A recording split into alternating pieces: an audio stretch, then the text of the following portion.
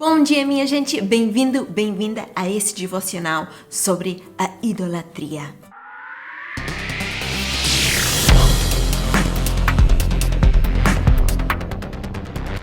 Então, quando você está lendo ou estudando o livro de Apocalipse, que por acaso é um livro muito gostoso, e eu quero encorajar você a se mergulhar nesse livro maravilhoso, é muito profundo e nós podemos aprender muito.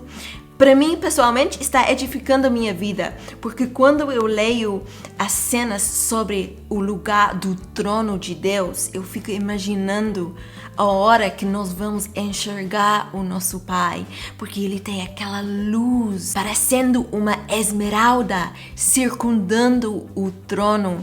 E tem relâmpagos, vozes, trovões por volta do trono de Deus. E também tem aqueles 4 animais diante do trono de Deus, que têm asas cheias de olhos. E também tem os 24 anciões diante do trono de Deus. E também tem os 7 espíritos de Deus. E é uma cena incrível e isso me encoraja muito na minha fé. Mas eu estou aqui hoje para falar sobre um versículo muito curioso no livro de Apocalipse. No entanto, contra você tenho isto: você tolera Jezabel, aquela mulher que se diz profetiza. Com seus ensinos, ela induz os meus servos à imoralidade sexual e a comerem alimentos sacrificados aos ídolos. Então, hoje em dia não existe essa prática de comermos comida sacrificada aos ídolos. É uma prática muito antiga do mundo antigo, dos tempos de Jesus. Eles faziam isso e era um pecado terrível. Mas se o Apocalipse se aplica no nosso dia de hoje, o que significa esse versículo? Significa a idolatria na nossa vida. É simbólico comer comida sacrificada aos ídolos. É simbólico de nós idolatrar alguém ou alguma coisa. E isso é um perigo verdadeiro na nossa vida. Tem ameaças por volta de nós. O diabo sempre lança coisas que podem nos tentar a colocar ídolos na nossa vida. Isso é quando alguém ou alguma coisa, ou alguma prática, ou costume, ou algum esporte, ou algum desejo é mais forte na nossa vida do que o nosso desejo para ter comunhão com Deus e a importância de Deus no nosso coração. E, gente, realmente é uma ameaça real, é uma tentação que existe, não importa quão perto que nós pensamos que estamos a Deus, porque o diabo sempre está esperando aquele momento para se lançar por cima de nós e jogar uns ídolos e tentações por cima de nós.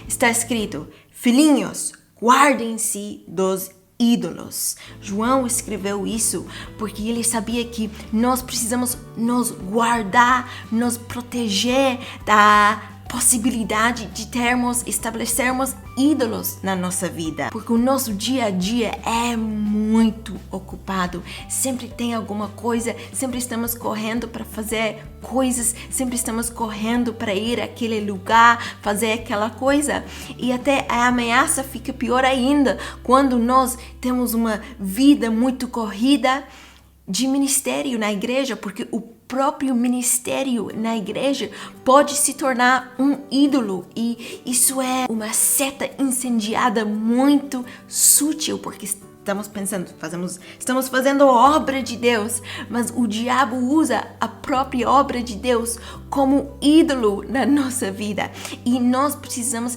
estar sempre vigilantes acerca dessa ameaça real. Então, quando estamos nos participando no ministério e na obra de Deus, precisamos sempre sondar o nosso coração, precisamos sempre verificar o que é nossa intenção, se é Deus em primeiro lugar para adorar e glorificar Deus, ou é para nós aparecer, ou é para nós mostrar que nós somos santos diante dos outros. Porque está escrito o seguinte: eu sou aquele que sonda mentes e corações e retribuirei a cada um de vocês de acordo com suas obras. Então Jesus está sondando a nossa mente e o nosso coração.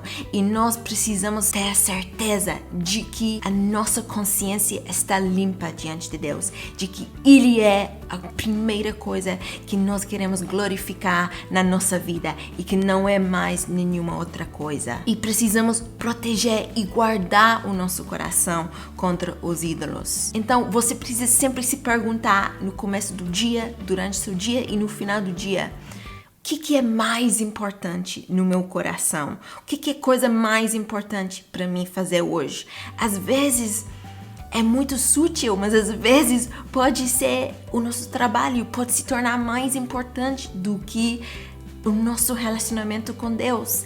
E quando percebemos que é assim, precisamos orar e precisamos nos arrepender desse pecado de idolatria e pedir perdão de Deus e convidar o Senhor Espírito Santo e ter comunhão contínua com Ele. E depois, claro, temos que ir lá trabalhar, mas colocando Deus em primeiro lugar. Amém? Vamos orar. Oh Espírito Santo de Deus, oh Espírito Santo de Deus, Tu és o nosso ídolo, Senhor.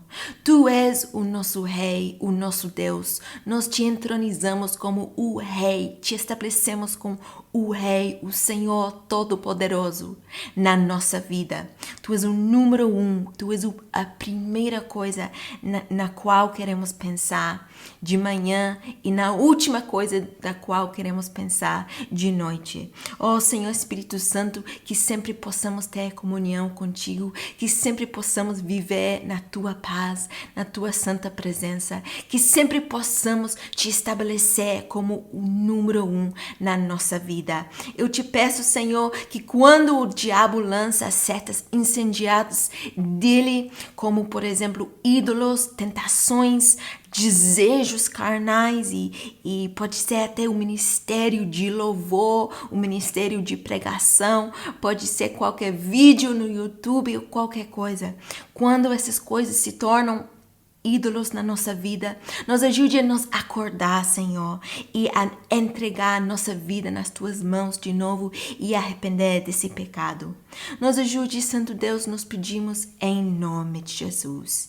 Amém. Deus te abençoe. Um beijinho. Tchauzinho.